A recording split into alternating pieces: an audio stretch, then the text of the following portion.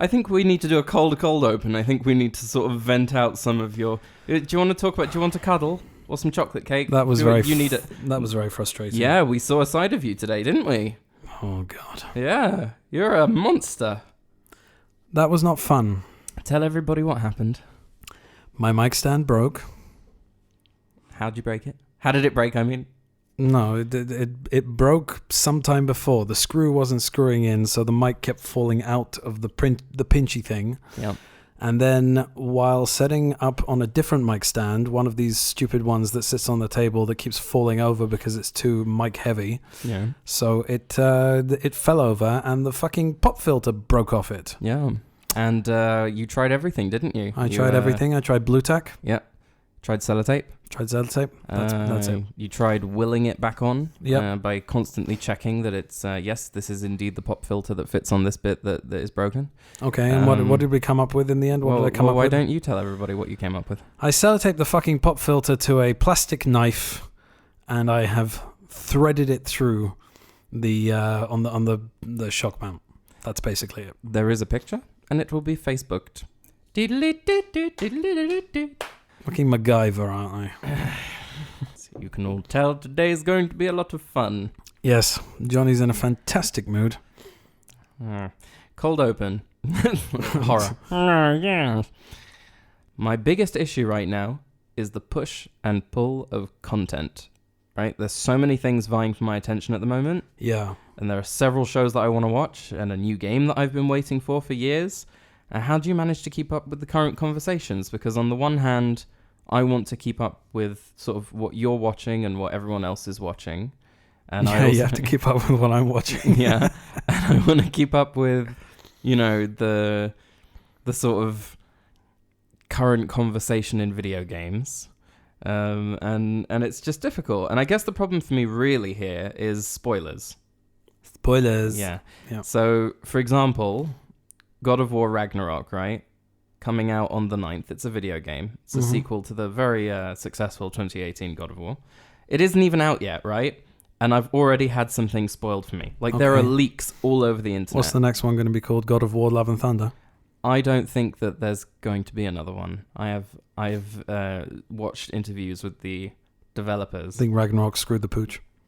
No, I think that they tried to make it so that they didn't tell it in a trilogy. We switched places today, haven't we? I'm going to be the dick and you're going to be the one trying to get through it. Yes, but I'm going to answer your stupid questions with the actual answers to them, thereby thwarting you as you do me. I see. So we all watch and learn. I've learned how to be a wily fox and Johnny has learned to be a cunt, so we really have swapped places. Wily bub. Anyway, there's nothing... What's wrong with you? Nothing major, nothing story-wise has been spoiled for me. Yes. But I'm being very careful, and I had to do the same thing with Midnight Club.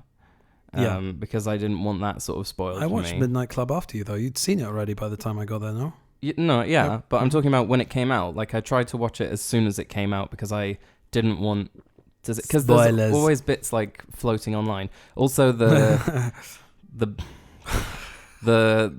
Doctor Who sort of finale thing, the regeneration twist, was spoiled for me before I saw it. What? It was on Facebook. What? So I wanted to know, like, how you keep up with everything. Like, how do you manage it? You got 2 kids. You're a bit of a psycho. I don't. I usually see something on Facebook where it looks like there's a spoiler, and then I throw my phone on the bed and go, Right.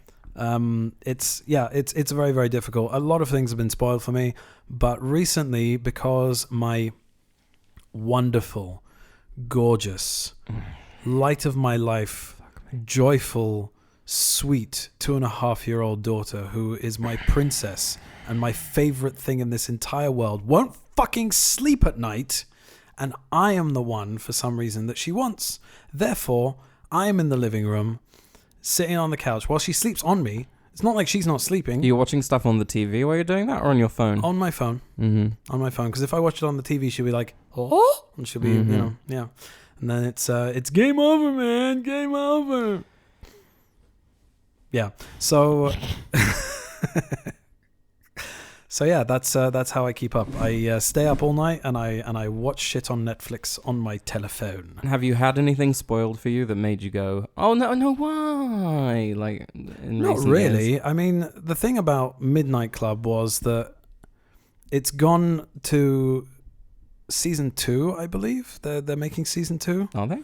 Oh yeah, okay. Well, I mean, the way that they left it, if they're not making season 2, it's going to be very annoying. Season 2, yeah. Yeah, because nothing has been explained very much. Right. So yeah, that's basically the situation there. The Watcher.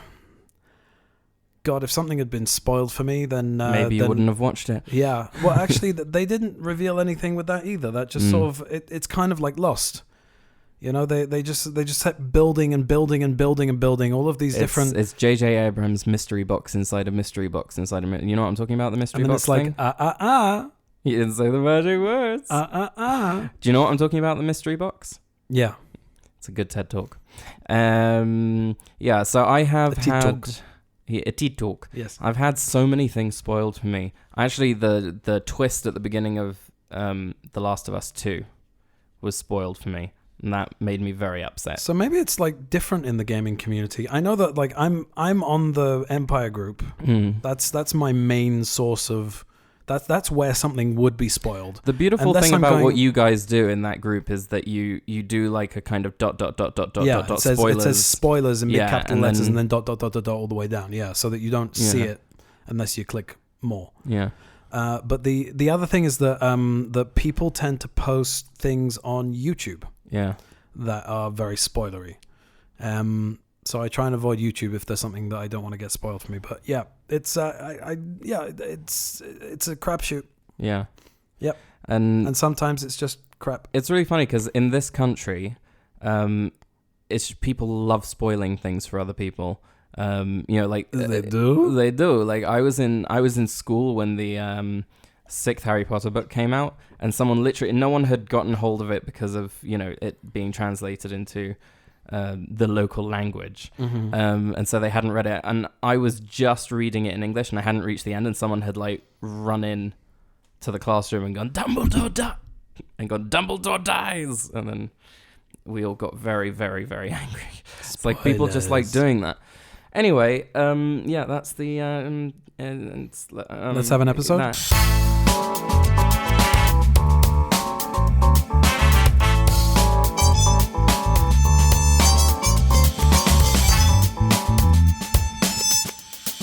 What's our seat number? Hello and welcome to What's Our Seat Number, the latest in a long line of farts let out by the Gross brothers, aptly named so that other people can make as many gross puns as they can think of. Oh, you witty, clever cunts. I'm Simon Gross, a 3D artist and game designer who, of a Tuesday afternoon, has been known to fillet Alvin and the Chipmunks if they aren't too coked up to the eyeballs in order to notice. And with me is Johnny Gross, a filmmaker and storyteller, and very soon the only thing you will be able to tune into on this podcast, as I will soon be dragged away kicking and screaming for crimes against imaginary cartoon characters. Calm down, it's just the intro. Today we shall be talking about one of the few films eligible for the not actually scary but scared the pants off me so much as a child because my brother wouldn't stop twisting the knife into my back I literally shit my pants one time and didn't tell anyone award. You guessed it, it's the 1994 classic starring Macaulay, It Doesn't Make Sense They Didn't Put Him in Prison for What He Did to Those Thieves, Culkin, Christopher, The Libyans, Lloyd, Patrick, Make It So, Stuart, Whoopi, I'm the Best Bartender in Space, Goldberg, and Frank Welker. It's the Pagemaster! And on that note, now it's time for a quick game called Pay Attention. Pay attention. You now have 90 seconds. The same 90 seconds you gave me. It was the least I could do for a friend. I would like you to name as many literary references that appeared in the Pagemaster as you can. All right? All right. And go. Okay. Well, fuck. Dr. Jekyll and Mr. Hyde, Treasure Island, Moby Dick, The Hound of the Baskervilles, 20,000 Leagues Under the Sea. What else have we got? Frankenstein didn't actually appear in it, but was in the deleted scenes. Trivia. Fantasy. There's nothing really from fantasy there are. Really? Jack and the Beanstalk. He goes, A lot of it. Mm-hmm. Who else? What else? Jacob Marley. Jacob Marley's gravestone is in the... Okay, so in the... so Christmas Carol. Yep. You've got Mr. Dewey looking like Charles Dickens. Mr. Dewey? Yep, that's his name. Christopher Lloyd's character. Oh, yeah, okay. Yeah, that's not on my list, but I'll find. All right. What else we got? Come on, you want to talk about dreams? Let's talk about dreams. You have 20 seconds. Is there anything else? remaining. Am I missing You're things? missing some. I'm missing some. In the horror section, maybe. Yeah, there's one there. There's one there. So, what is it? Dr. Jekyll and Mr. Hyde. And there's... I don't know. I've lost it. Okay, so... How many did I miss? You didn't miss that many. Let's do them in order of appearance. Okay. Okay, because this is what I got while I was watching the film. So, 20,000 Leagues Under the Sea. Yes. Hound of the Baskervilles. Yes. The Hunchback of Notre Dame, Ooh. which is horror, right? He's kind of been introduced as that, but then also later he does go Sanctuary. Ah, right. Mhm. Well, that's the same as Dewey looking like Dickens, because that's on fine. purpose. That's fine. All right. No, but this is a more overt sort of... That's pretty overt. Okay, you said the Raven, Doctor... Oh, no, you didn't say the Raven. Nevermore! You said Dr. Jekyll and Mr. Hyde. Did you say Moby Dick? I don't remember. I did say Moby Dick. Yeah. Gulliver's Travels you missed. Fuck, yes, Gulliver's Travels. Now, these are the more obscure ones. Ready? Mm-hmm. So, Mother Goose flies by in the whole Imagine. Yeah. There's Humpty Dumpty. Yes. Yeah. Oh, all of the fantasy stuff I completely forgot this about. might have passed by you. The Wizard of Oz. The Yellow Brick Road. They follow the No, Yellow yes, Brick I saw Road it this time. I to saw get it. to the dragon. Yeah. I would've thought Arabian of it now. Nights. Arabian Nights? Yeah, because the magic... she's... Yeah. Oh, fuck. Alice in Wonderland. Off with his head. Jack and the Beanstalk. Yeah, I got which that you one. said. Yeah. Happy Days. Christmas Carol, which you said And as Christmas Carol. Yeah. well. So, so pretty good. Pretty good. Pretty good. That's not bad. Not bad. The ones that you missed were kind of just like, apart from the Raven, Yeah. it was pretty obscure. Yeah. Mother Goose. Yeah. Well, no, I watched it yesterday. I remember. Anyway, But, I'm gonna pull this lever right here. We're British. Do we say lever? Lever. Yes. Forgive me. I'm going to pull this lever right here, right? And out of the ceiling yonder will fall upon a massive amount of heavy doubloons. Enjoy. Ow. Context is coming up next, but first, it's movie news. Movie news. Hello and welcome to the 6 o'clock Muse. I'm your anchor, Seymour Butts. Coming up, these stories and more. Large eyebrows old lady retaliates against angry pufferfish. Aristotle and the word throttle sort of rhyme. And Christopher Walken to star in a new one-man show tap dancing reimagining of the hit film The Color Purple. This is the Muse. That was good. Seymour Butts. You're a child. Seymour Butts is... So my wife said to me this morning that we can have her on as a guest. Yeah. Because she did a whole thing about the game. She was in her university course. Mm-hmm. She wrote a whole paper on it, and the game is where Seymour Butts comes from. Yeah. So yeah. Anyway, Made you laugh. Yeah. Made you laugh. You're a child. Yes. William Jackson Harper, aka Chidi from The Good Place, has snagged a mystery role in Ant-Man and the Wasp: Quantumania. The rumor? Mr. Fantastic. Discuss. Very interesting. Yeah, I was actually cool with that. I think that he'd be great. He's super nerdy, but also he can be heroic and very caring. I think it would be right. I think it would be great. I think that's fucking amazing. James Gunn. That is a reference to The Good Place and how they can't really swear there. Yes. James Gunn taking over the DCU. What do you think of that? Did I not? Did you? Yes. But did you get part 2 of this, which was that Henry Cavill, who is returning as Superman, is looking forward to having long talks with James Gunn, and all of the news sort of things that I've seen are putting the words long talks into quotation marks as if it's a thing to point out. Well, he is returning as Superman. That's just...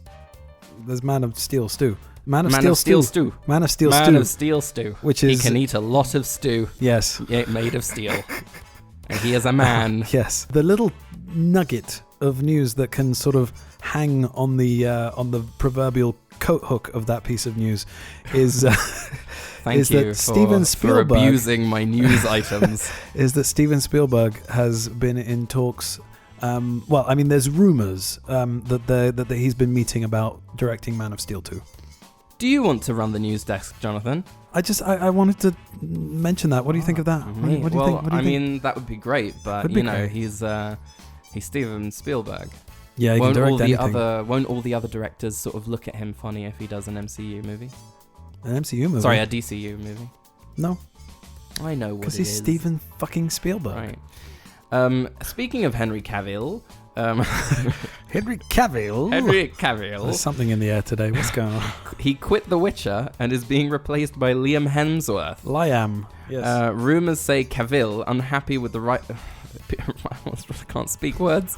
Rumours say that Cavill is unhappy with the writers on the show and has had enough of their disrespect for the source material, which I think is kind of interesting, because he has such a reverence for it. Because he looks like a jock, but he really is just one big nerd. He's a nerd. And there was someone who said that they were working in the writer's room. This is a little nugget that I saw. They said they were working at the Witcher writer's room. And working at the Witcher writer's room. Is that what I said? No, but he was working at the Witcher's writer's room. It's a hard thing to say. It's a hard It's sentence. hard. Leave me alone. You're making the news really difficult. You're making it go back in. So I kind of saw this news item. I was like, this is very fundamental. Like, you have to respect the source material. If you're going to change it, right, you have to understand what to change it to. It's fine to take things and tweak them. I'm very excited for the Last of Us TV show that's coming out on HBO. I'm interested to see how they're going to tweak it to make it a little bit different for people who've played the games. But they have to sort of respect where it came from. So, I don't understand how they could be... And, I actually like The Witcher Season 1. I only got through like half of it, I think. Season 2 is pretty good, but, there's some deviations that kind of make you go... Right. What do you think about Liam Hemsworth as the Witcher? I'm not reacting to it in the same way that all of those nut jobs are reacting to it. Oh, let's sign a petition of 18,000 signatures. I think that any recasting nowadays in a TV show like that is gonna be problematic. I think that if Cersei was recast suddenly in the middle I mean, look, it's different when you're talking about House of the Dragon. They were recasting for age, etc. Time had gone by, but like if you're recasting somebody literally just changing heads, it's very problematic. It's not something that people are able to swallow very much these days. Unless it's Doctor Who, unless Geralt regenerates. It would be a very unacceptable thing, but if they were to kill Geralt and then have another Witcher take his place, because there's a whole brotherhood of Witchers. Well, Geralt, sure. Yeah. I can see that talking to you today is going to give me a migraine. Yep. Doctor Who is moving... Speaking of Doctor Who is moving to Disney Plus with the move signalling a boost in emphasis on cinematic presentation and a higher budget for special effects. Well, I hope that it stays in British hands, because the last time the Americans took over Doctor Who, we got Paul McGann and Eric Roberts. So apparently still going to be headed by the BBC, yes. But Disney Plus are giving them their backing, which is, I think, the right choice. But the whole point of Doctor Who is crappy special effects. No, it's not. Not anymore, it's not. To be honest, I mean, the revival has had its fair share of jankiness. It did, but that's because it started in 2005 on a BBC. The adipose. Okay, look, right. I will not sit here and have you belittle the Who, all right? Doctor Who. Listen to me. Doctor Who is about... Did you see that thing I sent you yesterday? Fuck off, I'm talking. It is about friendship. It is about heroism. It is discovering things about yourself that you didn't know were there. It is about finding heroism in unexpected places, about doing the right thing, about making the difficult sacrifices. You take back your remarks, you snarky man. All right, Geraldo. Just gonna shit myself in front of you to make a point. Why? Did you see that thing I sent you yesterday of Peter Capaldi drawing doctors? Yeah, I've seen it already. Oh, you've seen it already? Yeah. Well, fuck you then. It's great. Now look at this. Now this Patrick Troughton had a bigger nose. I like noses, eyebrows. I got take bottle top shelf with him. He's not. I don't know. He's not Sean Connery. Anyway, Quentin Tarantino is not interested in making Marvel movies as he is not a hired hand, which is a very different response to I won't make Marvel movies because they're beneath me. He just wants to make his own movies. He wants to tell his own stories. Correct. Even though he's been attached to Star Trek, James Bond, and ER. Well, ER was just, he just wanted so he's just full of shit. He's full of shit. He wanted to make his own Star Trek movie, but it's like, it's always going to be Star Trek. Well, except it's going to be Star Trek with a lot of blood. It's going to be Star Trek that begins with Bones and Kirk in his quarters talking about just talking food or something. Yeah. And women's feet. Talking about spaceship engines and feet. Yes. This is a final piece of news that I threw in here because I thought it was... God, I thought it was interminable. It's just going to go on for... Sorry, go on. What? I'm going to make you do all the episodes. This is not payback. I'm going to make you do all the episodes. I tried to play ball. You're just being a twat. I will not do this anymore. I put a lot of work into this. Right. Harry Potter fans asked not to leave socks at the Dobby Memorial in Wales. Now, call me a bastard, but does one not think that they're sort of asking for it a little bit? Hold on a second. Isn't this your, whimsical piece of final... Oh, sorry. Let me start again. Yeah. Harry Potter fans asked not to leave socks at the Dobby Memorial in Wales. What a funny story. That was the news. Movie news. What is your problem? I don't know. What is the matter What do you mean? with you? Wait, no, I do know. You're being... they will be on my side today. When the listeners are on my side, you know that you've got a problem. I have been through an ordeal today. You broke your fucking pop filter! Yes. And my mic stand. Did you break your willy? No. No. Then be thankful. There are worse things. Context. Oh, no. There's no jingle for context. Why is there no jingle for context? How would you make a jingle? Let's do a jingle for context. Context. Context yourself. That was great. All right, what's your context for the Pagemaster? And don't say it's because I scared you when you were a child. That's my context for the Pagemaster. Oh, all right then. I really like the Pagemaster. I really had like the Pagemaster. You're scared. You're scared just talking about it. Sorry, I'll be nice now. Yeah, I'm going to have a fucking brain aneurysm, mate. I swear to God. What's your context for the Pagemaster? Go on. What's your context for the Pagemaster? Scaring you. Right, what's next? What do you want to do next? Do you want to talk about the movie? Let's talk about the movie. You got notes? I'll tell you what it is. Okay. It's Trivia Corner. I will Trivia Corner. I will tell you my context for the Pagemaster because I saw it first. And then we will lead into your context for the Pagemaster, which is going to... Because I saw it second. Yeah, well, you see what I mean? You do that all the time. And now I do it a few times during your news segment, and I am the bad guy. You did not do it a few times during the news segment. You did it all the way through the fucking news segment. Uh-huh. Right. Now you know what I have to live with. So... But you've got training. I don't have training. You do. You have training against me. I don't have that. We are amateurs. This is the way it gets. This is an indie podcast. So I remember being in a bookstore with my Auntie Rosina when I was staying with them for a few days. I don't know what my parents were doing. They probably just said, I've had enough of him. Let's chuck him somewhere. Just stop it. Enough. Yeah, I think they were away, probably on holiday, probably enjoying themselves. Probably a fucking cruise, something like that. And so I was cast aside like the empty packet of crisps that I am. My God.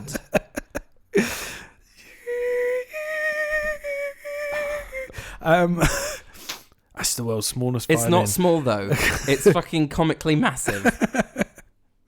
So, because a small violin actually makes you feel sad because it's little, right? But no one's feeling sorry for you. So it's just a big, heavy, hefty, It's even got little cartoon eyeballs on it. That's how silly it is. Please continue. I was in a bookstore and Auntie Rosina bought me the novelization of the Pagemaster before I had seen the film because it looked really, really cool and I'd never heard of it before.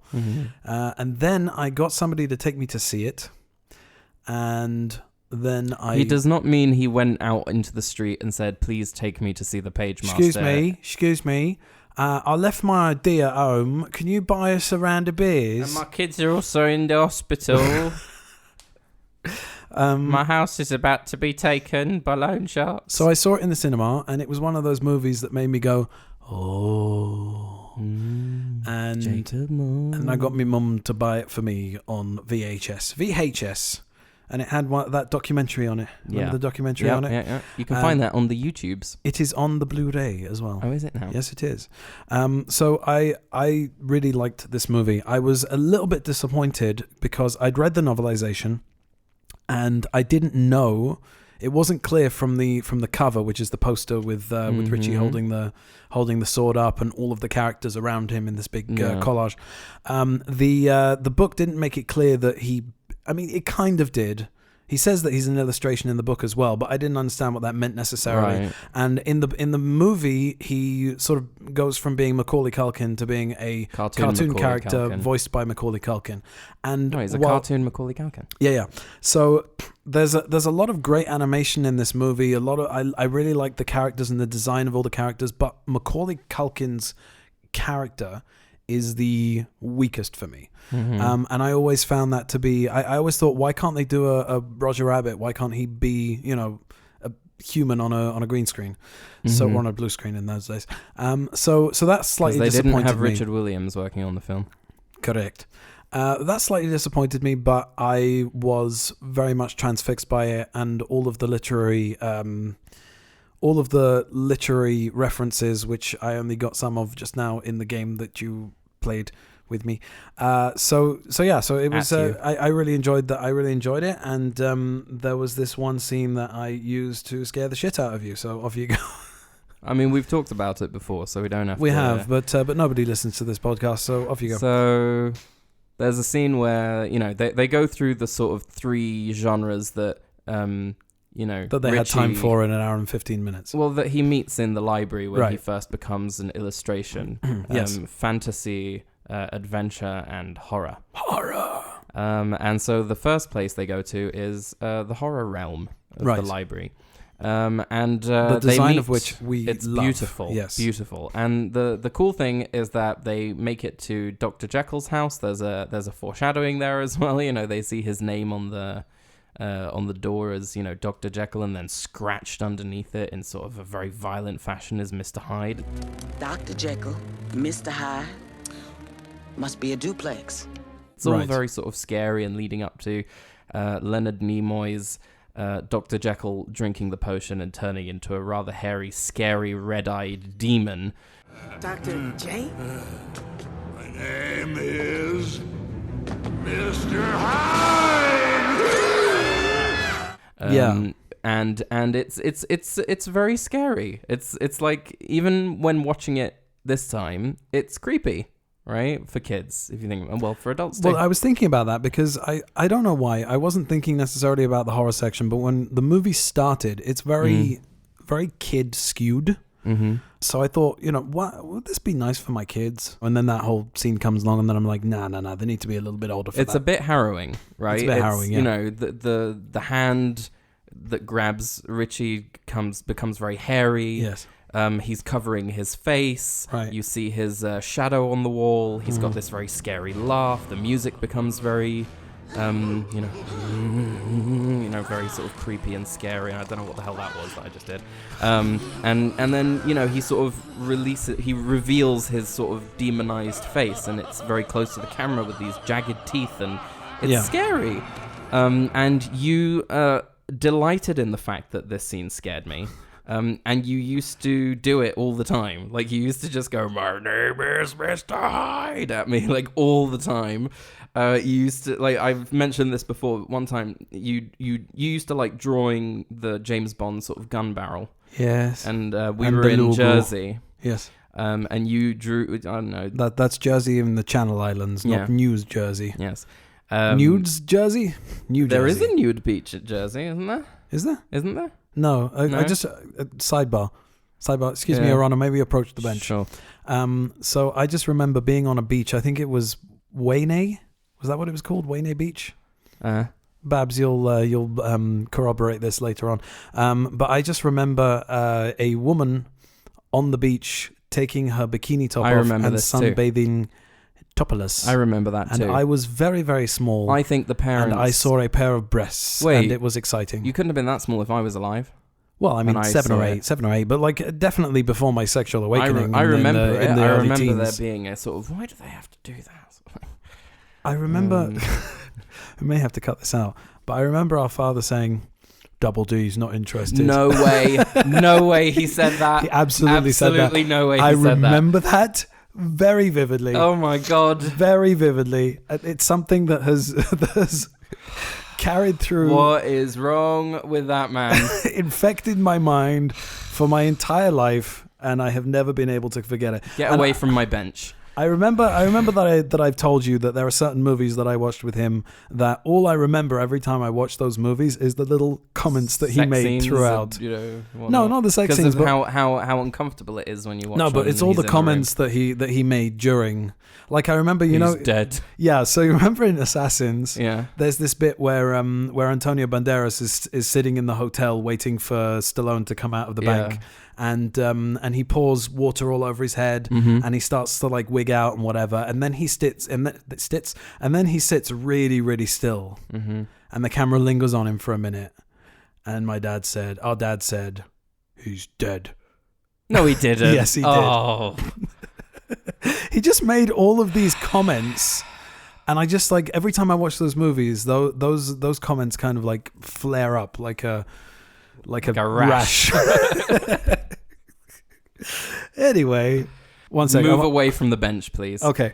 Okay, so go on. You still got context? Yes. Okay. So we were in Jersey before the boobies and double D's. The rejected double D's. Before the boobies. Yes. Before the rejected double D's. Yes.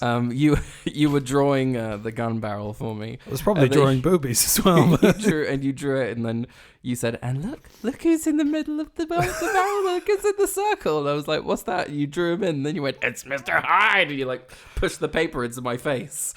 Because you were mean. I was a little mean.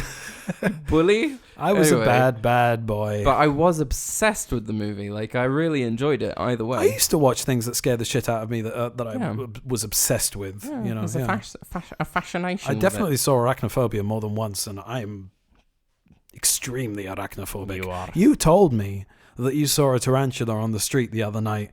And I got shivers down my spine. Listen, it was massive, right? It was hairy. It was fast, and I stepped on it, and it carried on walking. Why would you step on it? Why would you bother it? I tried to kill it. Why? Because listen, it was walking towards the entrance to my building. I had to protect what's mine, right? If it would have gotten into my house, it would have eaten my children. Yeah. Have you not seen the end of that movie with Jake Gyllenhaal and then there's like a massive spider in the room? No? Anyway. What movie with Jake Gyllenhaal and a massive spider? I don't remember what it's called. It's a spider in the corner. As in his wife has transformed into a spider. It's a metaphor. I don't know. I didn't understand it. What? What is this film? I'll find it. But anyway. Fine! Fine. You riff. Bum, ba-da-dum, bum. Not singing.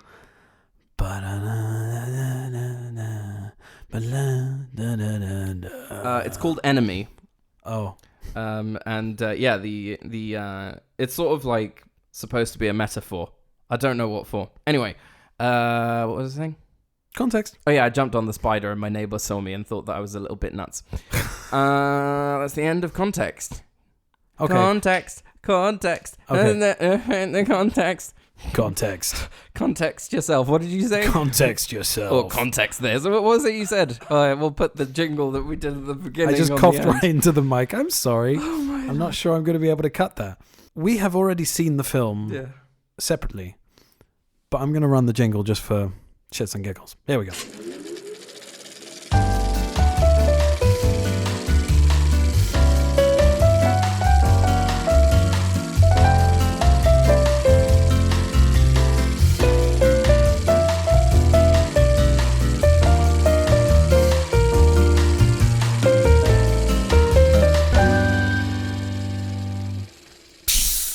Ooh. Soda. Oh, that was nice. Very nice. Made ever the more erotic by Jonathan C. Gross's ASMR. So, the Pagemaster, keeper of the books, guardian of the written word. The opening is glorious. Yes, it is. I love the score. I love the Home Aloniness. The Home Aloniness? There's a little bit of Home Aloniness in there, but it's like... Just when he's like flashing the torch around the room. No, I'm talking about the title sequence. Oh yeah, it's brilliant, isn't it? It's James Horner's magical score. He does this wonderful job of skirting the borders between the various genres, which is obviously horror, fantasy, adventure, and he's got like a theme for each one of them. And I love this. You always talk about the mansion comes up with the yellow light in it, and the little window, and the little wolf howl. Yeah, it's so good. It's this. I was waiting for it, and in a few episodes ago, I don't remember when, but we were talking about it, and I said that I used to watch it. I used to say like, Mr. Hyde's in there at the window. And I used to say, yes, he is. No, but our mother used to say, do you want me to turn this off, Simon? Do you want to slap as well, Daniel? So yeah, it's just spine chilling. Even now, watching it was just like, Yes. And then you've got that. Let's go fuck myself, shall we?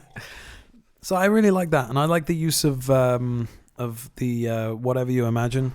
That's the theme that he uses in the movie, right? Because there are two songs. Yeah, because the actual song's a bit. So he uses. Crisps. Well, we'll get there, but he uses that theme, and James Horner does this a lot. Also with My Heart Will Go On. Like, whether you like My Heart Will Go On or not, the melody is very beautiful, and he weaves that throughout Titanic, throughout the score. And here as well, he does the same thing. And also in The Mask of Zorro, as well, there's a song at the end of The Mask of Zorro that he uses that as the basis for the score, which is why it's maybe a shame that he didn't do a Bond movie, because a lot of composers don't use the song as a basis, as a motif, and it's great when they do that. It's my favorite type of Bond score. They did it with Casino Royale a lot. Wonderfully, because David Arnold is the man, and he should come back and do the next one, and so should Martin Campbell. Anyway, so a sentiment never before expressed on What's Our Seat Number. Oh, fucking hell. So it's funny. It's funny how we switch seats. Like, whoever's in charge, whoever's reading off notes is sort of laser focused, and I've got to get through these notes. I've got to read this. The other one's just being an absolute terrorist. Yeah. Just like ripping it apart. Anarchy. You would think that having just experienced this, and then when we went to go and get the soda, I complained about you. I feel like this is the way it goes with my kids. Okay, with my son, is that I say to him, I call his name over and over and over and over again for 20 times, and he won't listen to me, won't answer me. He will completely blank me. Mine too. And then he'll say to me, Daddy. He started calling me Daddy, by the way, with an American accent. It's like, Daddy, like that. Oh, that's horrible. Okay, Daddy, like that. So he started doing that, and he'll call my name, or my title rather, several times, and then I'll turn around and I'll say, "Not fun, is it? When people don't answer you." But it's just that you're so up your own arse. You really are. But he just like he's 4. He's 4.5. It's a teachable moment. And no, but the thing is, I don't know why I'm judging you, because I did literally exactly the same thing, and he's going, Dad, Dad, Dad, Dad, Dad, and I'm on my phone, and then I Daddy, go, Dada, and then he comes up to me and he like taps me and he goes, Dad, and I go, yes. And he's like, I was calling you and calling you and calling you, which is just basically him echoing me, right? So right. He's like, why weren't you answering? I was calling you. I'm like, it's not nice, is it? It's not fun.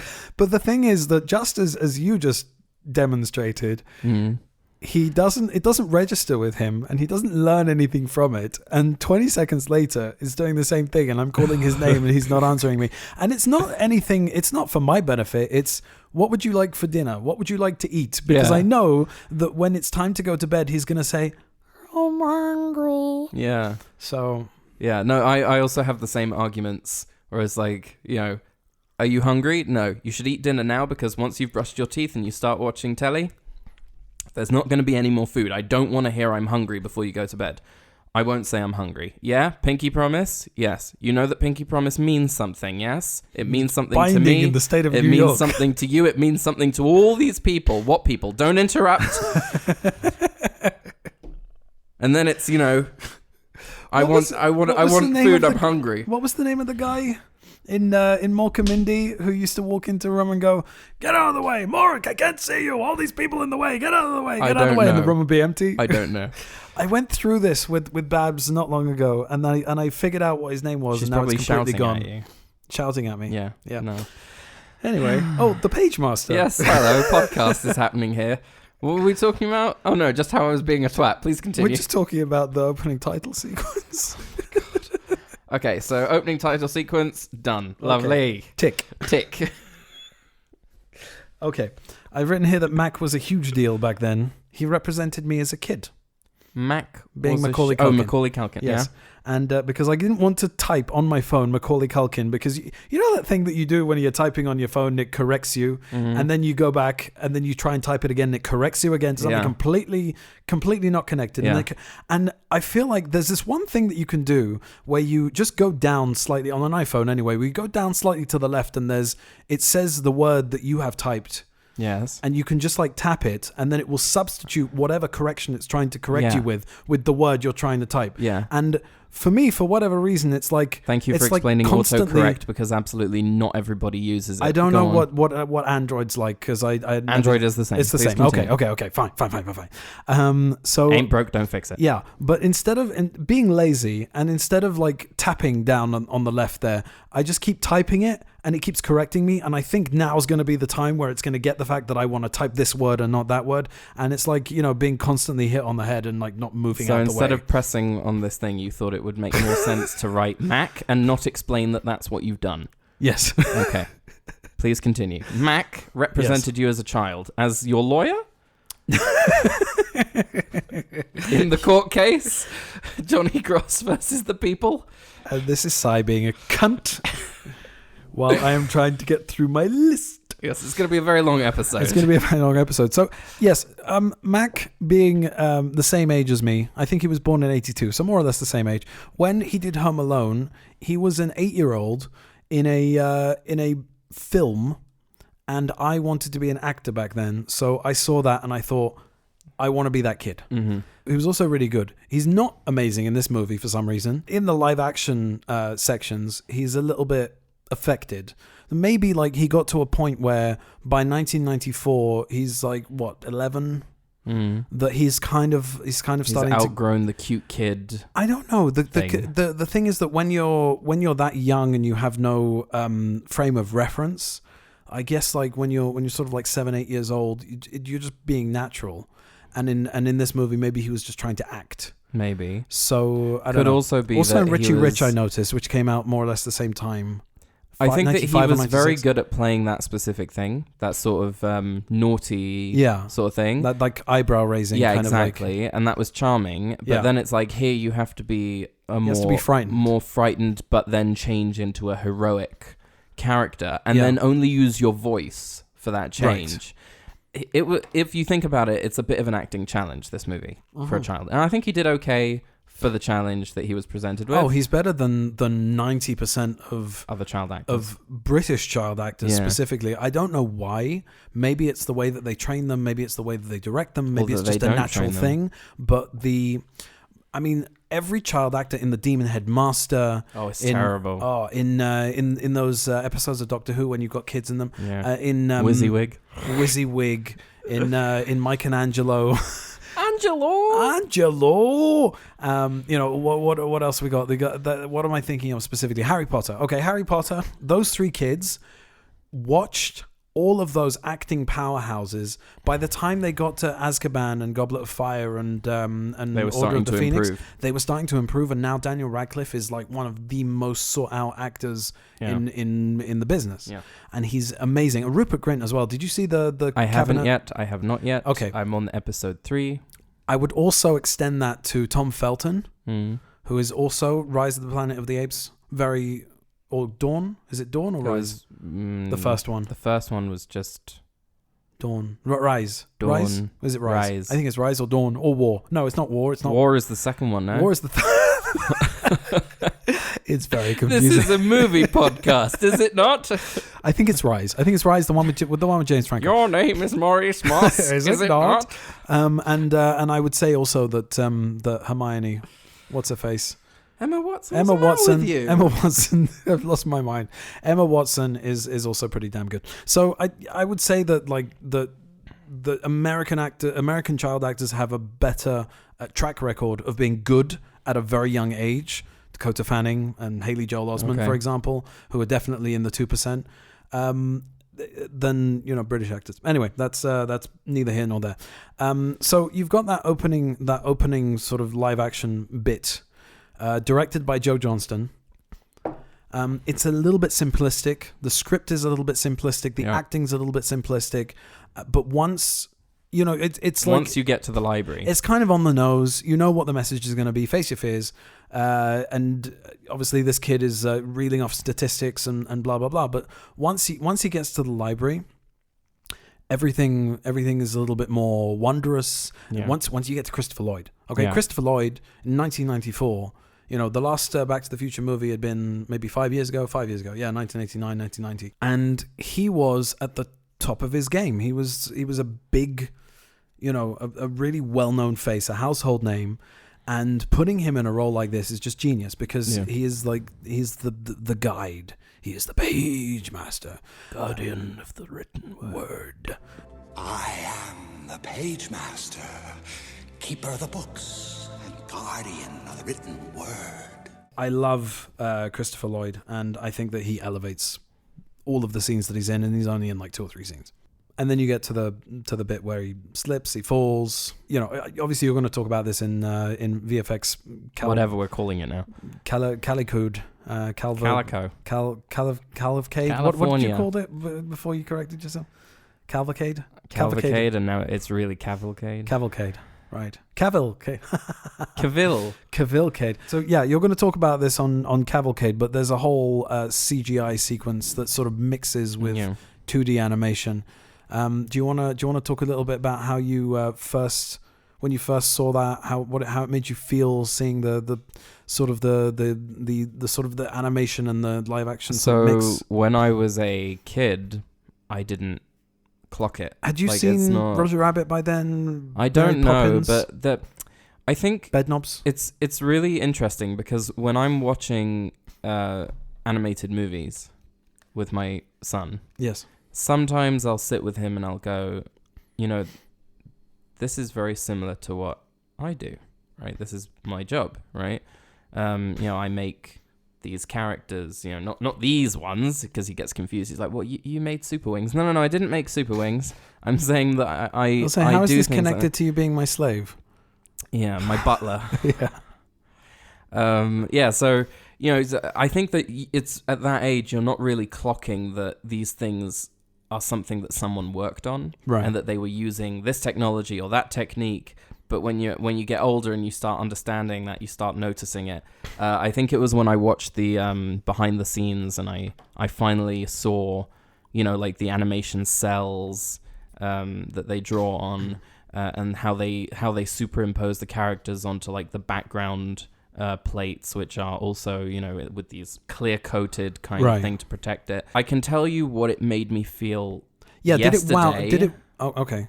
But at the time, Did it wow you? It was a transporting thing for sure. Yeah. That scene, that moment where the murals kind of leak, they melt and they leak down, and then they form into the dragon, and you have that shot of the curve of the dragon paint kind of creature, and its eye flares, it glows, it growls, and then it just sort of dives into the paint watery thing and chases after him. It's a very exciting, adrenaline pumping kind of thing after a very boring opening, which I would always skip. I would always skip it till to get to the library section. It's not very long. It's not long, so yeah. But think about VHS. Yeah. Right, fast forward. Yeah. And take a second. And so it's just like such an exciting way to transport someone into another world. Right. It's really cool. Right. Yeah. You were hoping for some sort of, when I saw that, I knew that I was going to work on CGI. No, first of all, I noticed this time round that you can see the different frame rate that they used for CGI, which happens in a lot of like sort of mid 90s to sort of early 2000s movies. They didn't match the frame rate. They didn't match the frame rate animation. to film. Yeah. Or of the film, yeah. Yeah. So you can see that there are sort of like motion blur and all that stuff that maybe shouldn't be there. It's artificial. It's artificial. Yeah. I love how when the paint touches the bookshelves, it turns them into cartoon. Yeah, it turns them into cartoon. I should have mentioned that. It's so good. Yeah, it's a great sequence. I bought it on Blu-ray a couple of years ago, and it was the first time I'd seen it since VHS, which is a long, long time. So I was trying to see if it would hold up. And this time round, obviously, it's the first time I've seen it since I bought it, which maybe a couple of years ago. So, yeah, so breaks in between. I was trying to see if it holds up and if I still experience it the same way I did as a kid. And even when I was a kid, it used to sort of... There was a little bit of deflation after that awesome sequence that he becomes this kind of weird... cartoony, because it's not, as I said before, it's not like the best rendering of a human boy in animation. His lips are really big, and he's also, the color is kind of muted in that sequence for some reason in the first bit in the library. So I think that some of that is done intentionally. Yeah.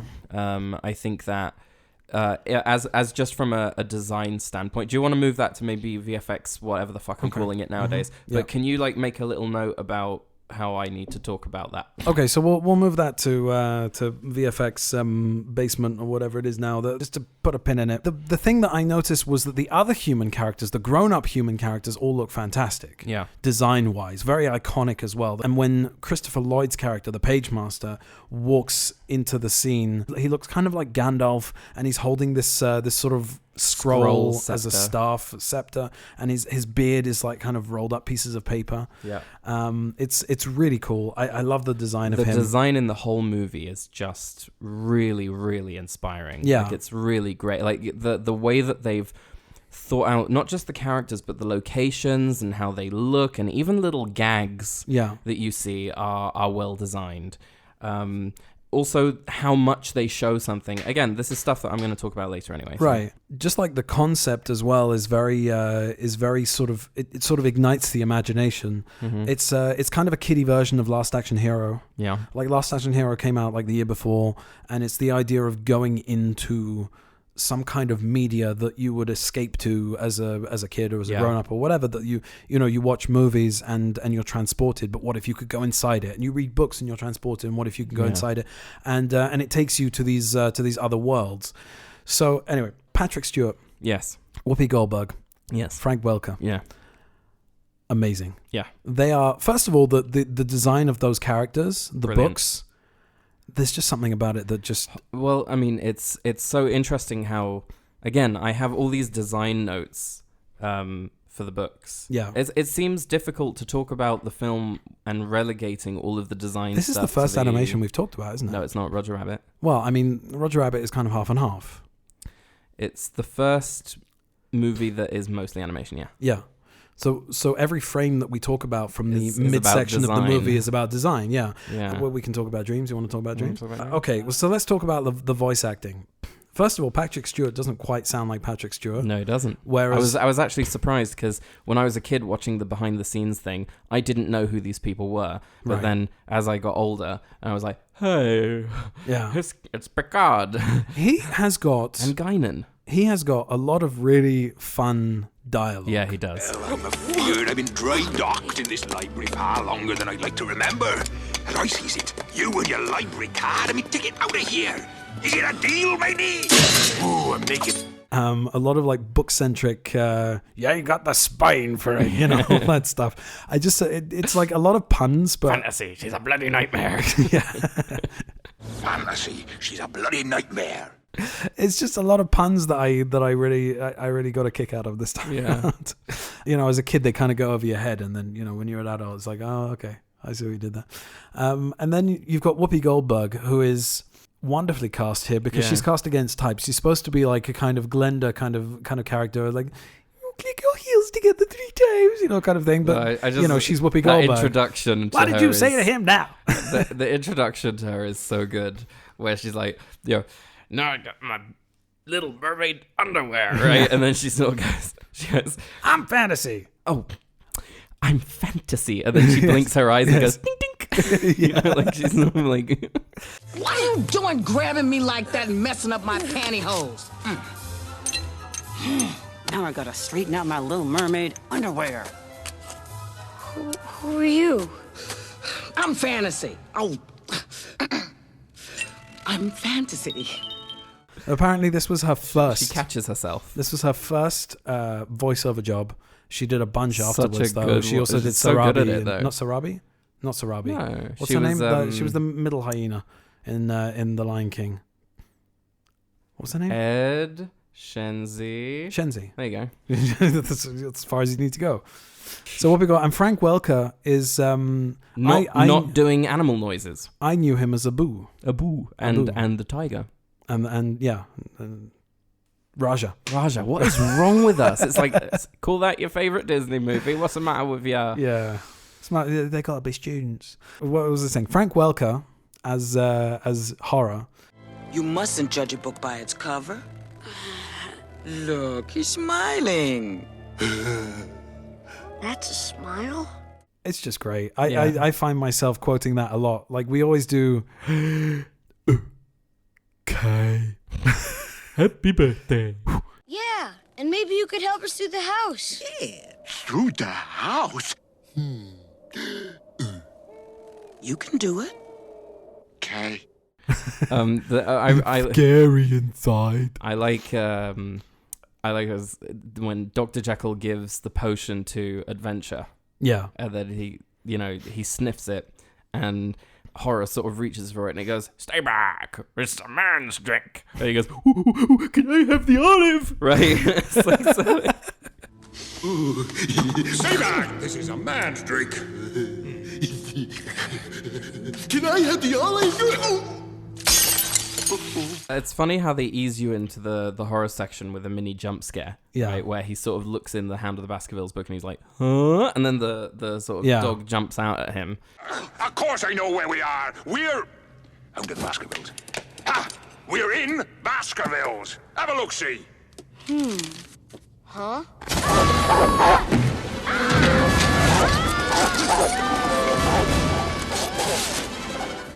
Is like a nice sort of, oh, okay, this is where we're going now, all right.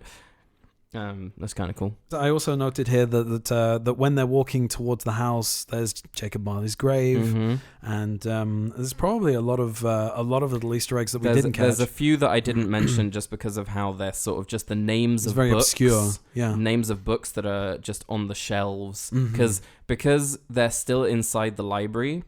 A lot of environments are made to look like they're still bookshelves, or there are books. Yeah, buildings. The steps are made of books. You know, so it's like it's you know, there's the library feel everywhere in the environment design, and you can see the Egg-Zit. You can also see the names of the of some of the spines of the books. I think now, while talking about this, that Richie is, just as Dorothy is obsessed with going home, Richie is obsessed with the Egg-Zit. Egg-Zit. The Egg-Zit.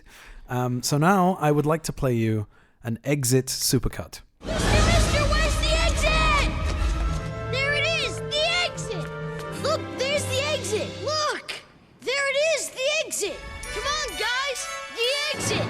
That was nice. So the crow saying nevermore. Yep. Nevermore. Tick. Leonard Nimoy, aka Mr. Spock. So you like that? Yeah. I do like it now. Yeah. The whole section there where he's kind of bathed in this this orange light. It's very eerie. The design of the house it feels so much bigger than the people living in it than the people characters, the human characters, in proportion. Again, so it's delving into design here for no reason whatsoever. It's a German expressionism reference that you have these really high ceilings and these large windows that sort of taper. Yeah. And also that the walls and the environments are sort of primary colors as well, which is very Dr. Caligari. Look at you. What? Look at you. No, this is great. Yeah, go on. Thank you. So yeah, the very, very sort of... You have movies and I have art. I have one fucking thing. Take that from me too. No, go on. You're doing great. Go on. Yeah. You're perfect. It serves to create this feeling of smallness, right? Like, you know, for the characters, that they're in this situation that is bigger than them, right? And that creates one very fundamental emotion immediately, which is unease and fear. Well, that's two, but I just meant fear. But then I realized that unease is in there too. So two primary emotions. I'll come in again. Nobody explains. So like that. That's really cool. It's also like it's wonderfully gothic as well. It gives you that that sort of feeling that it could house all of those different stories. Books, and there's also the it does, because it's got the Raven and it's got ghosts in there. Exactly. I wish that more of the movie had been set in this environment. Yeah. Because I found that the fantasy section is where the movie kind of dips in interest. Yes, yeah. We'll get there. I also feel the same way. I don't understand why exactly Dr. Jekyll says to them, "You're in grave danger," but then he, out of his own volition, turns around and takes potion, a drink. Yeah. I never understood why. There's also why he's drinking it out of a cocktail glass instead of a beaker. But yeah, he needs to get to that point where he's, where he turns. Yeah. But there's kind of a little bit of Deus Ex Machina in there that he's I don't think so. I actually think that there's the reason that any of the characters do anything is kind of the same reason that the characters in The Last Action Hero carry on their sort of scripted paths, right? Okay. Is that because the Raven nature? Because they're inside the library, they're inside these books sort of domain, and Dr. Jekyll will turn into Mr. Hyde. He will take the potion. The Raven will jump down and go nevermore. Right. Well, he doesn't actually jump off the bust in the in the poem, but it will say nevermore. The Captain Ahab will go down taking the white whale out, and dragons will breathe fire, and it's just kind of like this constant. The pirates will be, they'll turn on Long John Silver. Right. There's all of these scripted paths that these characters have to take, so there's no need to put them in a situation where they will do these things. They will do these things. Mm-hmm. That's all you needed to say. All right. Yeah, no, that's good. I thought that was a really good explanation. It's a great explanation. You answered my question. Off. You answered my question. It's kind of like Darcy Nader. These exactly are delicate. Yes. Existence, by the way. If you haven't seen that, get on it. Really cool movie. Capital X, capital Z. Yeah, with the first Doctor with Chris Eck. Yeah, the first revival Doctor who has an accent because lots of planets have a north. Christopher Eccleston. Christopher Eccleston. The candles. Okay, so you have Mr. Hyde falls down a hole and he's holding onto the chandelier, the chain of the chandelier, and the candles are falling down beside him and lighting his face. Is that one of the things that scared you? That was something that is just still really terrifying. That it goes past him as he's laughing and it lights his face up. It's so scary. And also horror, like being trapped inside the chandelier. He's gonna go down into the pit with him, and he's like, he's like digging his nails into the floorboards, and it's curling up these shavings of wood behind him. Like that's terrifying. Something that I noticed this time around is that the lighting changes quite a few times during the movie, where it's kind of, again, it's like a blocky primary color, just like one or two colors. It's the theme for atmosphere. In this section, it's kind of green and blues and oranges. It's a contrast Yeah. of light, of dark and warm, and cold and warm colors. and the deep blacks as well in shadow. That are extremely contrasty. That there's no detail in those blacks. It's just like it sort of like gives you that that again the German expressionist feeling. Oh, and then the ghosts, yeah, The coming ghosts come out, yeah. and horror sort of crouching down in fear and saying ghost stories is like, Yeah. you know, very sort of, oh dear. They get up to the top of the building, and he doesn't like heights, and so he's forced to hold onto a vine and swing off it to get to the bottom of to get out of there, to get towards the exit. They get inside a boat. The exit. The exit! You've already done the compilation.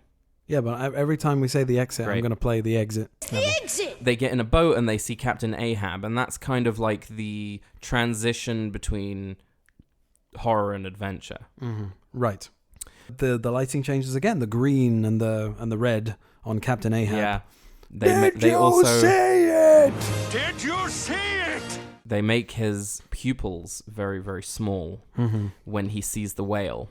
In design, small pupils can indicate one of two things. On cartoon characters, fear, but on crazed characters, it can Right. give a feeling of craziness. And so the moment, you know, the Hershey blows, and his pupils are sort of very, very small, it makes him look very scary and crazy. Right. There she blows! I grin at thee, thou grinning whale!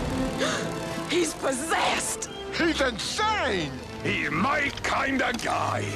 Which is why this is such a great choice to be the transition between horror and adventure, because it is an adventurous Right. kind of novel on the sea. It's a naval thing, but then there's this crazy character in it who sort of leads everybody to their deaths. Right.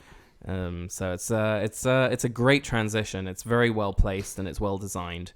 And then things sort of change as they're rescued, quote unquote, By pirates. Yeah, who lead them to Long John Silver. A story moment happens where it creates a conflict within the conflict of trying to get to the exit. Is that Long John Silver says, a cabin boy don't need no library card, and he like I don't know why he says it like that, but he like throws it into the sea. Library card. Library card? A cabin boy don't need no library card.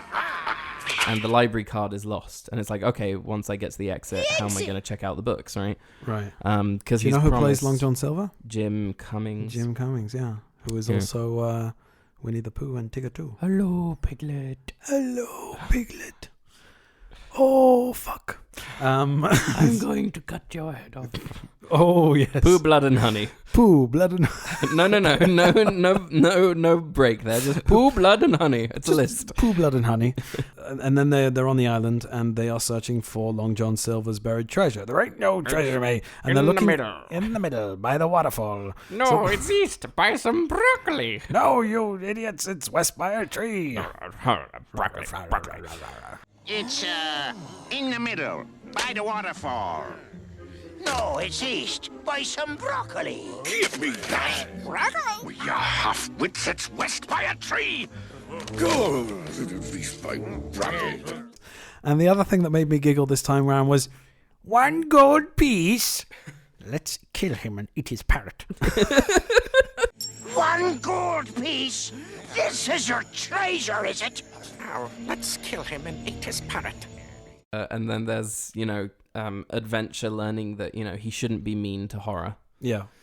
Through the Gulliver's Travels, sort of little people. I Yeah. can say that because they are little people. They're right? physically little That's people. fine. Yeah.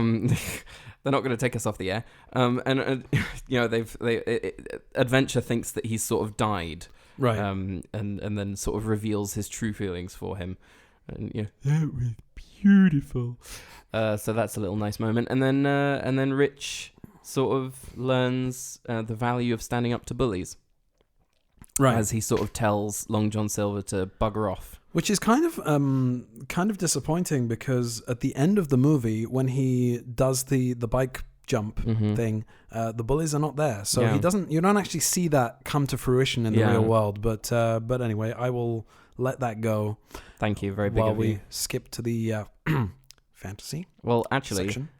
he does find the library card there on the beach after he sort of stands up to it. So that whole thing, that conflict, solved way too easily. About 5 minutes. Would have been nice if it would have been somehow returned to him by the end, sort of like when he meets the Pagemaster in that sort of blue room. That's what I thought this time while watching it. You know, seeing as you, you know, did all these deeds and these books helped you, I'm going to return the library card to you, but don't lose it again. Would have been great. Yeah, it would have been, but not how it happened. So moving on to the fantasy section. Imagine. So I like that scene. I feel, first of all, it's very beautiful. It's very nicely done. And the song, it gives me the nostalgic feels. They always used to do that in animated movies, in Disney movies, but not just restricted to Disney movies. Was they used to have a song within not sung by the characters. The movie. Yeah, a song within the movie that then used to have a pop version. Yeah, and in this movie they've just got 2 pop songs. Yeah, but it gives the same kind of feeling. It's very, very 90s. And I like that whole sequence. I like and I completely obviously blanked on it during the quiz, but the Humpty Dumpty bit, and the fairies like stealing his glasses and giving them back to him and whatever. Like there's a lot of really nice moments in there. It does kind of take a sort of it does kind of go a level down in terms of pace, in terms of energy, in terms of quality storytelling, because it feels that while up until this point there have been some very strong literary references, and they're interacting with characters from these stories, and each of these come to teach a lesson of some kind or to put them into a situation where they have to learn a lesson of some kind. It feels like the references are very background now. Like, you know, as I said, like, you know, in the quiz, in the fantasy section, you've got the Humpty Dumpty and Mother Goose blink and you'll miss it. Right, where fantasy says, "Hey girl," or "You go girl," whatever she says to her. Right. And then you've got the fairies, which, you know, could be Peter Pan, could be a Midsummer Night's Dream, could be anything with fairies in it, any fucking old thing. You've got the Yellow Brick Road, which is so blink and you'll miss it that you have to be looking for it. You've got this unknown dragon, which, you know, it's not Smorg, it's not anything, like it's just a dragon. You know, because there are dragons in fantasy, I guess. Yeah, there are no fantasy figures there. I think there's a reason for it. Which is? Trivia corner. Okay. But there is a reason for it. That's kind of why this third of the movie sort of falls apart for me. Right. It's very cool how he gets eaten by the dragon, and there are books inside the dragon, and, you know, he uses Jack and the Beanstalk to escape. That's really cool. But it's also, and the magic carpet thing is pretty cool as well. But it's kind of by the by. Yeah, it's actually, to be honest, I kind of got the opposite feeling from it, in that you said that it's like kind of sags in that section. Yeah. To me, I thought that it's kind of rushed. That they're trying to get to the end by that point. Yeah. So I don't mean that it. I feel that the whole Imagine section, that song thing, could have been done away with, right? It could have been done away with, but I like it. It's very pretty to look at. I feel it's wasteful, and that's kind of where it starts becoming a bit snore for me. Okay. And then you know, they could have been using this to introduce some fantasy. What, King Arthur? What if King Arthur was the, you know, sort of character, because he's wearing the armor, like it could be King Arthur's armor and sword, you know, like whatever, it could have been anything. Yeah, the dragon sets Adventure on fire, and one of the sizes of his mustache is still like burning like a candle, and Horror blows it out and says, "Happy birthday." Happy birthday. So I like the idea of, and a similar kind of thing to Pinocchio, I guess, is that the idea of being swallowed by a creature that's much larger than you. And that there's an entire world within that. So he goes inside the dragon, and is like a kind of a lava pit there with a pool, with a, you know, lava pool there, and a pile of books, as if like the dragon's been chowing down on books, or if his insides are made of books. I don't know. But I like that section a little bit. I like that he goes in there to get the wand and whatever. And then they get to a door with large knockers, and and they are in a room where the Pagemaster greets them and said, "What kind of adventure would you have had if I'd brought you here with the turn of a page?" Mm-hmm. Think, boy.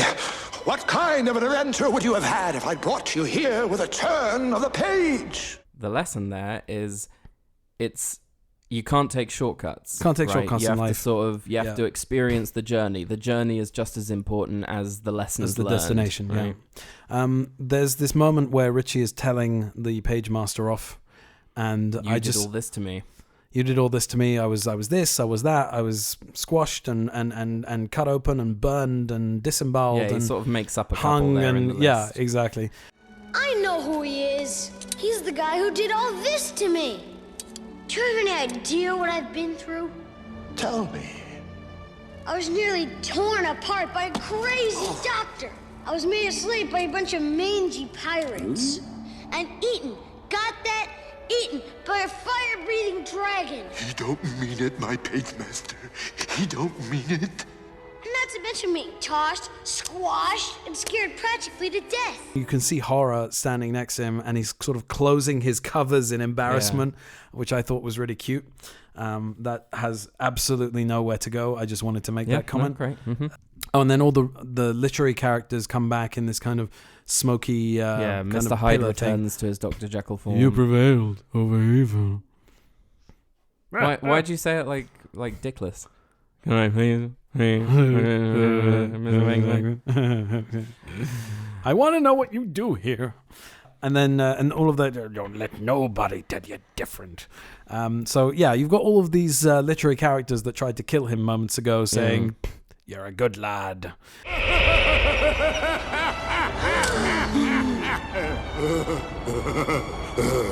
You prevailed over evil. Ah, you looked Moby Dick in the eye, boy. Ah, you had pirate stuff, me lad.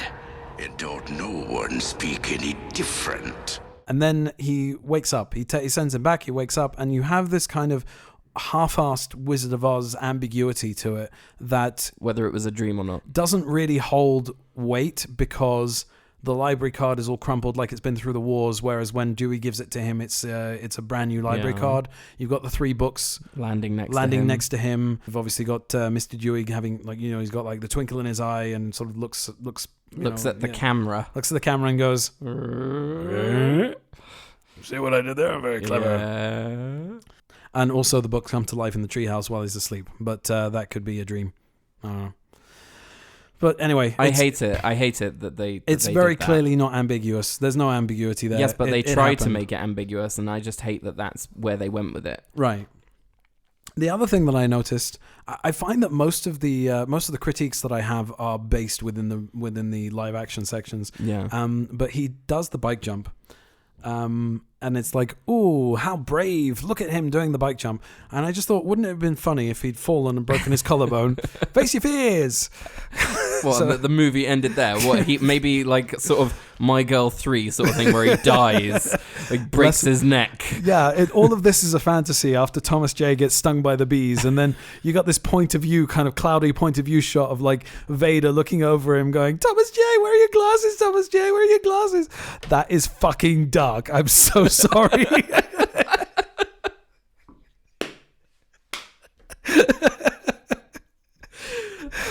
Oh, there we go. Trivia corner. Okay. Trivia corner. This movie took almost 3.5 years to complete. Christopher Lloyd's character, Mr. Dewey, is named after the Dewey Decimal System, a system of organizing books in the library, for those of you who don't know, you uncultured idiots. Wow. Mr. Dewey resembles Charles Dickens, which now reveals to you, dear listener, that when I said that Mr. Dewey looks like Charles Dickens, it's because I'd read it yesterday and that I didn't clock it myself.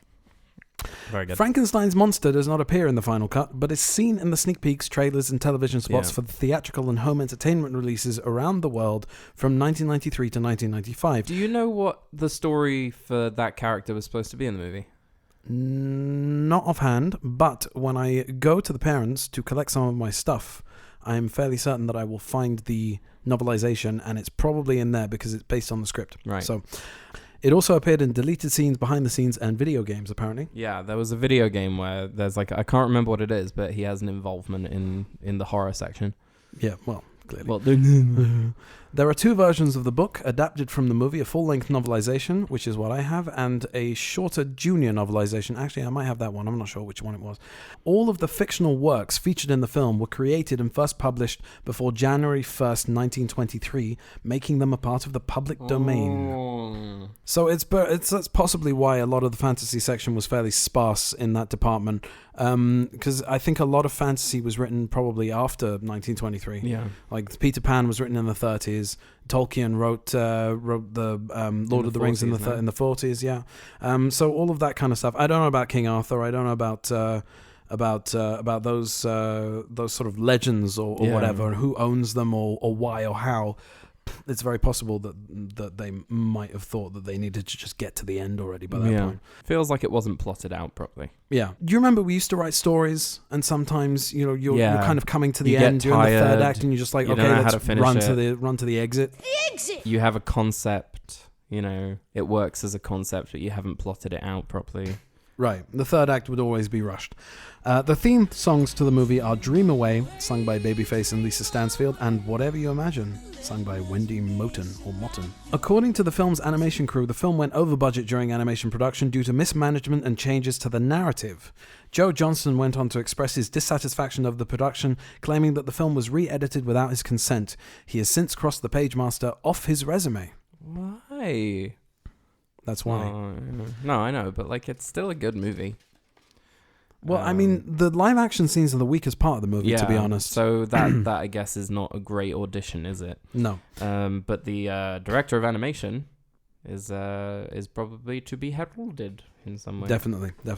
I'm going to read a little bit of contemporary and recent reviews here, just to give an idea of the reception of the movie. Roger Ebert of the Chicago Sun-Times criticized the way the film's message came across, calling it a sad and dreary film, adding that its message seemed to be that books can be almost as much fun as TV cartoons and video arcade games. Seems like he sort of missed the point there a little. Yeah. Just a smidge. Just a little bit off the mark, kind of missed the target by a few hundred meters. Brian Lowry of Variety said that the film's principal appeal for adults would be its abbreviated running time, and that it did not do enough with its famous fictional characters, noting, a more inspired moment has Richard using a book, Jack and the Beanstalk, to escape from the belly of a dragon. Unfortunately, such moments are few and far between. Rita Kempley of the Washington Post gave the film a positive review, calling it a splendidly original children's fantasy about the world of books. Agreed. And James Berardinelli of Real Views, I used to read that blog, I don't know why I stopped. He gave another positive review, calling it a clever and often engaging, fast-paced motion picture that uses the visual medium to encourage its viewers to reach out with their imagination. Lovely. The Pagemaster earned a Razzie Award nomination for Macaulay Culkin as Worst Actor for his performance in the film, also for getting even with Dad and Richie Rich. How old was he when he was given the Razzie? Young enough for it to be really fucking mean. Yeah. That is mean. Do it to adults who can take it. Well, I mean, don't even do it to adults. Just give them awards when they do something good. Why do we... sorry, I'm going to go into a whole, society sucks thing. Yeah. Please continue. I think we're talking about 1995, so 13. Something like that, 14. That's horrible. He lost the award. He didn't even get the award. Oh. He lost it to Kevin Costner for Wyatt Earp.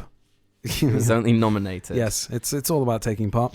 The film received generally negative reviews from critics, and here's the what I wanted to mention was the budget was $34 million, and the take was $13.7 million. So it flopped. Oh dear. Very flopped.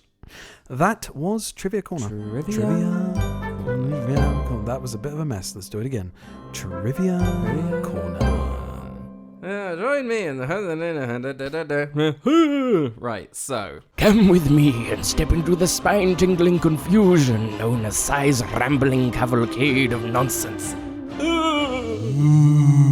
VFX thingy.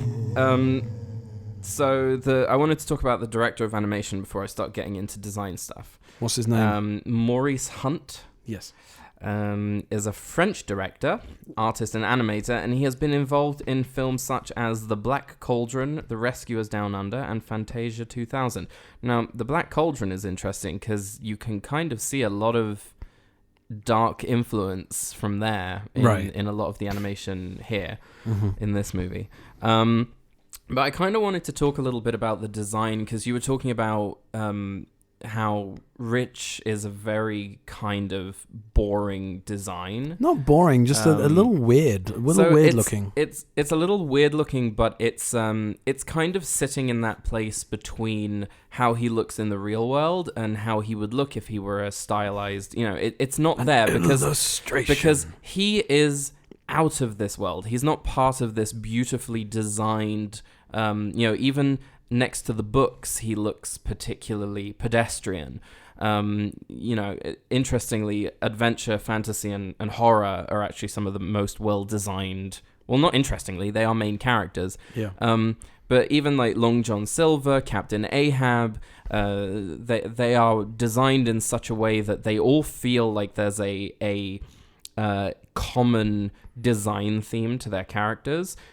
And they are the characters that inhabit this sort of fantasy library world, right? But he doesn't belong there. So the fact that he is designed in that way, I think it's on purpose. Okay. I think it's to make him the identifiably human rogue element in this sort of mix.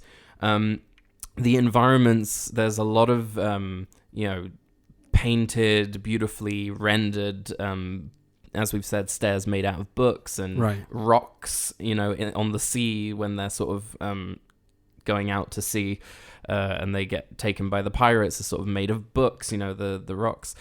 So there's a lot of thought and attention to detail that's been put into the color themes, schemes, and the placement of books. They didn't just cover everything in books, and it's to make you feel like you're still inside the library.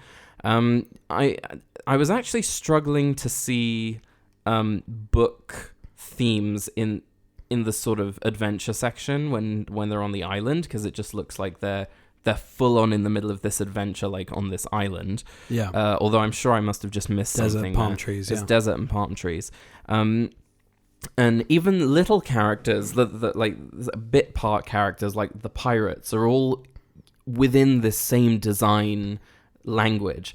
So I was actually, while I was watching this, I was just going, the thought that went into this is brilliant. Right. And the execution is great. And the fact that the animation is rather sort of...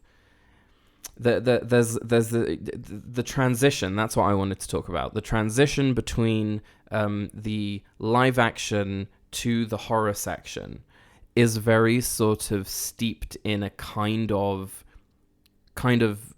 quote unquote vanilla.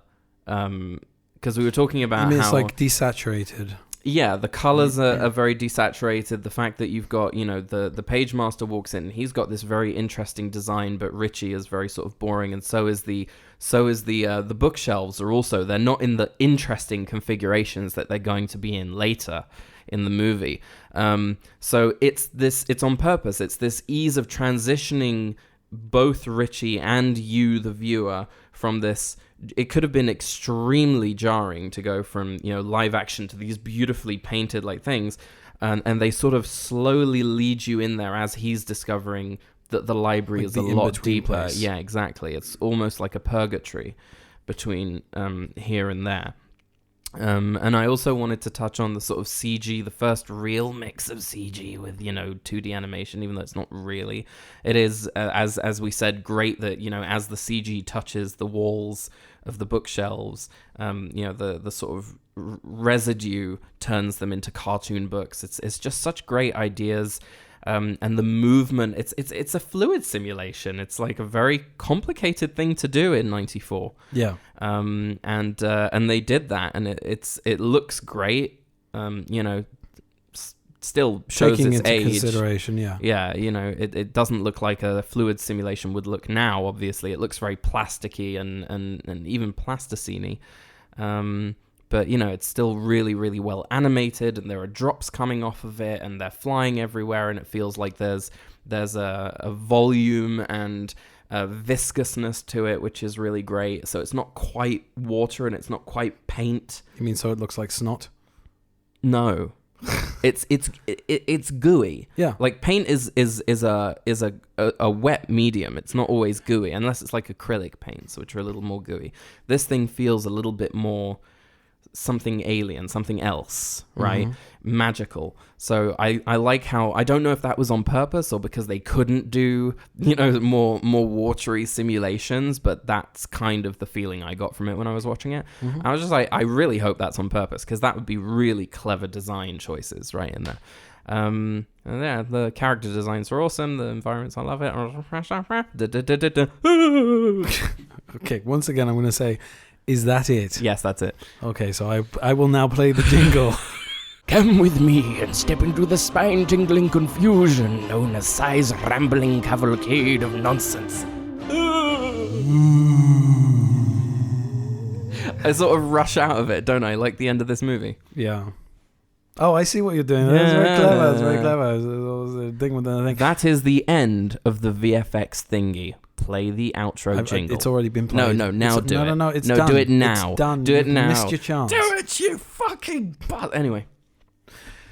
So. That was a good episode. I thought that was fun. You like that? I enjoyed watching the movie. I enjoyed talking to you about it. Very good. Yeah. Very good. Nice very that good. you've come off your sort of, tantrum. I had a very shitty morning. You did. But you had a good after morning bit. Yes. Where we talked about Yes. a film that you like. And now I have to go online and order new parts for my... For your microphone. My You can't microphone. use the knife. I'm sure that's some sort of hazard. Is the blade facing down? It is indeed facing down. Just making sure. Wouldn't want you to have a sort of Timothy Dalton impaling himself on the on the model thing. Like just like, this really hurts. It's plastic. Yes, I know, but you could kill yourself. You are talented. Oh, thank you. Right. Anything you want to say to the people? Yeah, I have a bone to pick with you lot. Why aren't you Actually- listening? Yeah, why aren't you listening? Also, look, to be honest with you, it's probably going to fall on deaf ears, on cadaver, because because if I'm saying this now on an episode and I'm berating the people that aren't listening, they're probably not listening. They're not listening. How do you get people to listen to your podcast? Shove it down their throats. I don't know. I always thought it was about producing quality content, but apparently that's not it. Well, it's definitely not it based on what we did today. But anyway, I'll see you next time at the premiere of Christopher Walken's tap dancing one-man show reimagining of The Colour Purple, which I'm Yeah. sure no one will have a problem with. If we did a bunch of episodes together and I could do like a next time segment at the end of the episode, that would be cool. But Doctor obviously Who we style. don't. No, but so David Tennant does that on his podcast. He goes, next time. Which I just... I You don't like know. that? Yeah, it just gives me the warm fuzzy. Anyway, thank you for listening. Those of you who are listening. Don't be bitchy. uh, Ta-ra! Thank you for listening. Bye.